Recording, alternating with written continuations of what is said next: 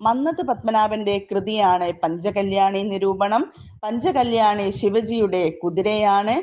ശിവജിയുടെ ആത്മീയ ഗുരു രാംദാസ്. ഗുരു രാംദാസ് ആണ് അമൃതസർ നഗരം പണികഴിപ്പിച്ചത്. അമൃതസർ നഗരത്തിലുള്ള സ്ഥലം നൽകിയ മുഗൾ ചക്രവർത്തി അക്ബർ. അക്ബർ ആണ് ഫത്തേപൂർ സിക്രി സ്ഥാപിച്ചത്. ഫത്തേപൂർ സിക്രിയുടെ കവാടം ബുലന്ദ് ദർവാസ. അലൈ ദർവാസയാണ് കുത്തബ് മീനാറിന്റെ കവാടം എന്നറിയപ്പെടുന്നത്.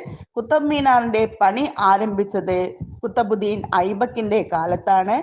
കുത്തബ് മീനാറിന്റെ പണി പൂർത്തിയാക്കിയത് ഇൽത്തുമിഷിന്റെ കാലത്താണ്. ഇൽത്തുമിഷാണ് അടിമയുടെ അടിമ എന്നറിയപ്പെടുന്നത്. അടിമക്കച്ചവടം തിരുവിതാംകൂറിൽ നിർത്തലാക്കിയ ഭരണാധികാരി റാണി ഗൗരി ലക്ഷ്മിബായി. റാണി ഗൗരി ലക്ഷ്മിബായിയാണ് തിരുവിതാംകൂറിൽ ഏറ്റവും കുറച്ചു കാലം ഭരിച്ച ഭരണാധികാരി. തിരുവിതാംകൂറിൽ ഏറ്റവും കൂടുതൽ കാലം ഭരിച്ച ഭരണാധികാരി കാർത്തിക തിരുനാൾ രാമവർമ്മ. കാർത്തിക തിരുനാൾ രചിച്ച കൃതിയാണ് ധർമ്മരാജ. ധർമ്മരാജ എന്ന കൃതി നാട്യശാസ്ത്രത്തെ ആധാരമാക്കിയാണ് രചിച്ചത്. നാട്യശാസ്ത്രത്തിലുള്ള നൃത്തരൂപമാണ് ഭരതനാട്യം. ഭരതനാട്യം ഉദ്ഭവിച്ചത് തമിഴ്നാട്ടിൽ നിന്നാണ്. തമിഴ്നാട് എല്ലാ പഞ്ചായത്തുകളിലും കമ്പ്യൂട്ടർ വത്കരിച്ച ആദ്യ സംസ്ഥാനം.